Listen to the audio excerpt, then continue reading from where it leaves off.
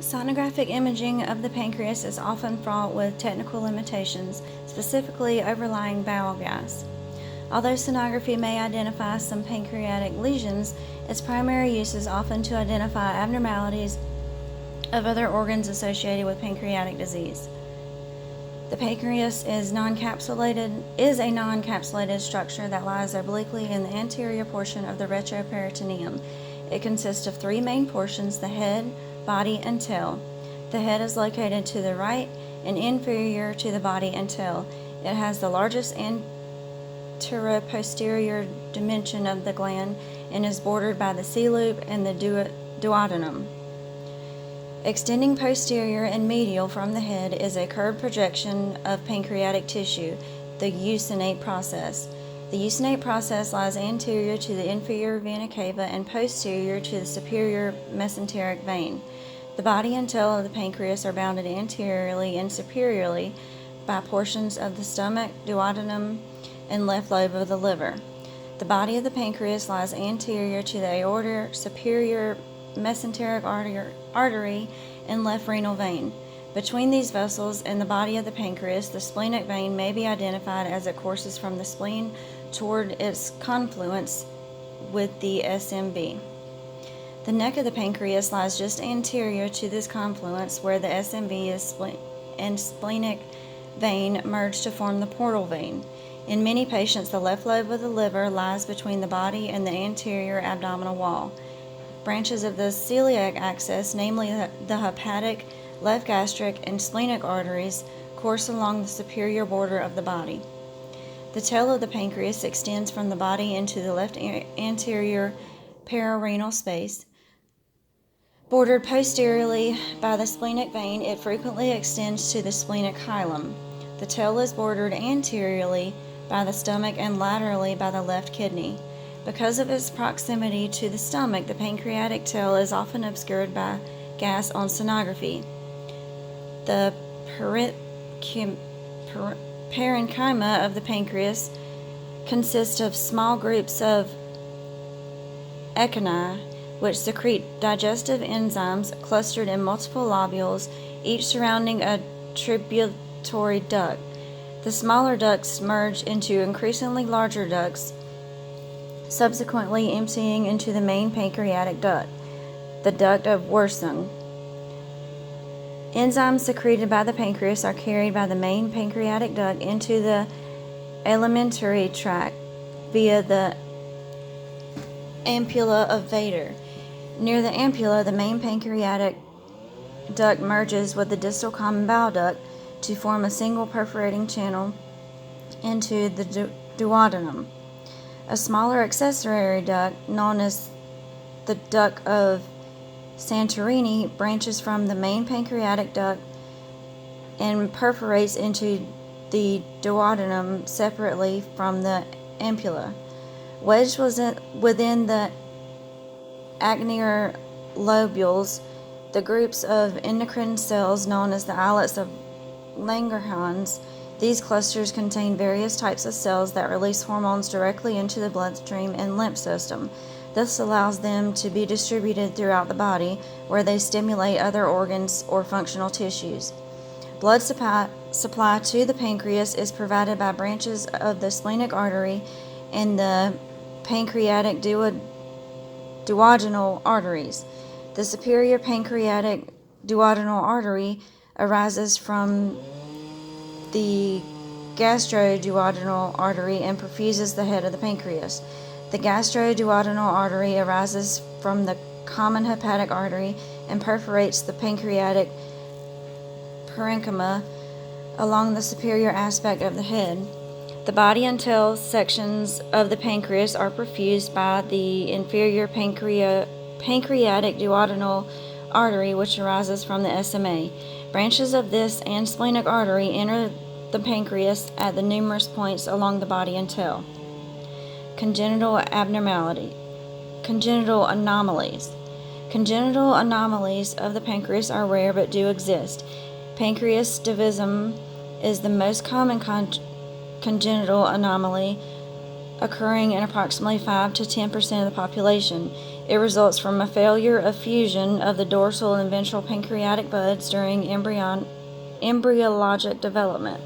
This variant results in anomalous drainage of the pancreatic ducts, but it is usually not associated with any significant sequelae. An annular pancreas is another congenital anomaly in which the head of the pancreas surrounds the second portion of the duodenum.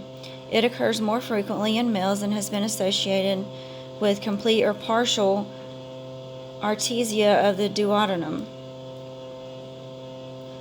Annular pancreas is associated with other congenital abnormalities in up to 70% of affected infants, including duodenal stenosis and artesia, 40%, Down syndrome, 16%, transesophageal fistula, 9%, and congenital heart disease, 7%. Ectopic pancreatic tissue may also occur. The reported incidence ranges from 1 to 13%. In this setting, pancreatic tissue grows in other organs.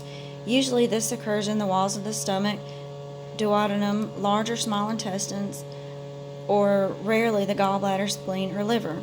Ectopic pancreatic structures may be comprised of acinar and ductal elements. Because they are functional deposits of the pancreatic tissue, they are susceptible to developing acute pancreatitis or tumor. Physiology. The pancreas is responsible for both endocrine and exocrine functions. Endocrine function. The endocrine function of the pancreas consists of hormone production, which occurs in the islets of Langerhans. Specialized cells referred to as alpha, beta, and delta cells are contained within the islets of Langerhans. Each is responsible for the production of specific hormones. The majority of these cells are beta cells that produce insulin. Insulin aids in the metabolism of carbohydrates. By facilitating the transport of glucose across cell membranes, insulin increases the energy available for normal physiologic functions. It also influences the metabolism of proteins and fats. Insulin is released by the pancreas via a negative feedback mechanism. When the blood glucose level rises above a certain level, believed to be 100 milligrams, the beta cells immediately secrete insulin. When the blood glucose level falls, insulin secretion decreases. Other factors influencing insulin secretion include autonomic nervous system responses, the release of other endocrine hormones, and certain drugs. Abnormalities of insulin secretion result in impairment of metabolic functions throughout the body. Diabetes results from an imbalance between insulin secretion and the metabolic needs of the body. Glucagon, secreted by alpha cells within the islets of Langerhans, is another important hormone. It functions primarily in the liver and aids in conversion of glycogen into glucose or usable energy. As with insulin, blood glucose levels initiate the release of glucagon. Delta cells comprise the smallest component and are responsible for producing somatostatin, a hormone involved with regulating the production of insulin and glucagons. Exocrine function. The exocrine function of the pancreas is to secrete enzymes commonly referred to as pancreatic juice that aid in food breakdown and digestion. These secretions accumulate in small intracellular spaces, the Acinine cells, and are eventually transported to the duodenum via the excretory ducts. Chemical analysis of pancreatic juice shows that in addition to digestive enzymes, it consists of water and inorganic salts such as potassium, sodium, and calcium. The enzymes secreted by the pancreas are amylase, lipase, trypsinogen, and chymotrypsinogen, all of which are essential to the digestion and absorption of essential nutrients. Amylase breaks down complex carbohydrates into usable sugars. Lipase is an enzyme that breaks down fats, and trypsinogen and crematriciноgen are proteolytic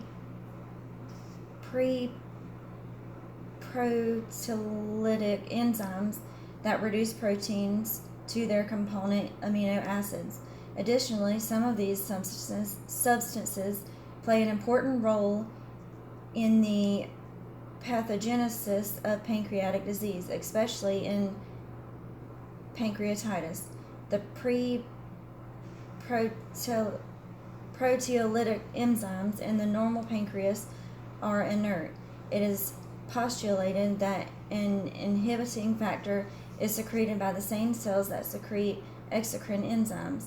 This inhibiting factor prevents trypsinogen and chymotrypsin from autodigesting the protein in the cell walls of the pancreas.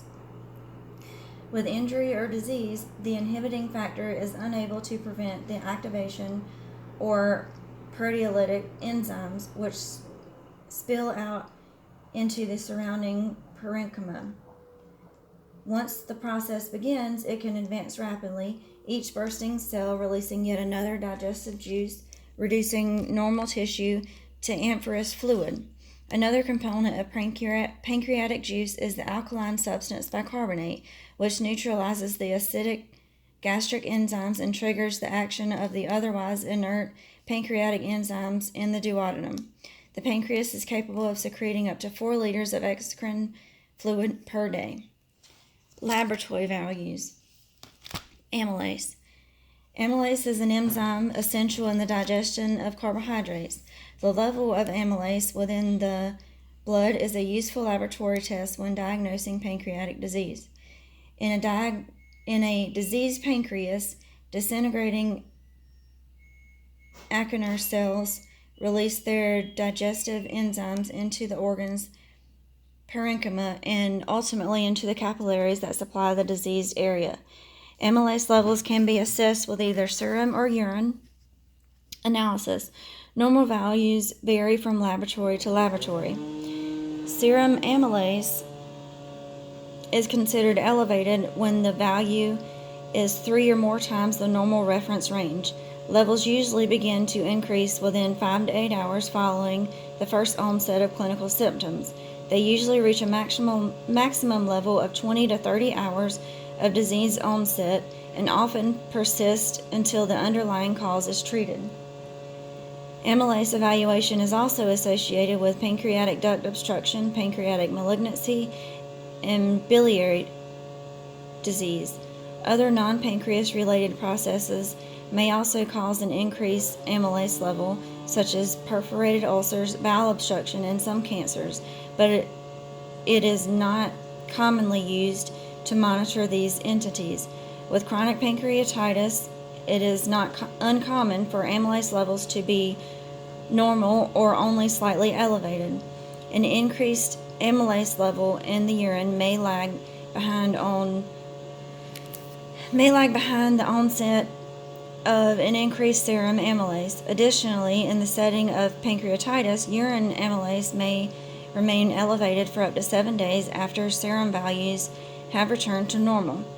Elevation of the serum amylase without concurrent elevation of the urinary amylase value may represent a pathologic process not related to the pancreatic disease, such as decreased renal function. Drugs such as aspirin, diuretics, alcohol, and oral contraceptives may also cause an increased amylase level. A decreased amylase value has been associated with permanent damage to the pancreas, as well as hepatitis and cirrhosis of the liver. The diagnosis of acute pancreatitis is often based on clinical symptoms rather than laboratory values. Lipase. Lipase is a fat-splitting enzyme excreted by the pancreas. It is released into the bloodstream in increased quantities in the setting of inflammatory and occasionally neoplastic pancreatic disease. With acute pancreatitis, lipase levels may be 5 to 10 times the normal reference range. Lipase levels increase rapidly within 5 to 7 hours of onset peak at 24 hours, and remain elevated for 1 to 2 weeks. Lipase elevation also occurs in patients with obstruction of the pancreatic duct, pancreatic carcinoma, acute cholecystitis, cirrhosis, and severe renal disease. Drugs associated with an increased lipase value include codeine, indomethacin, and morphine.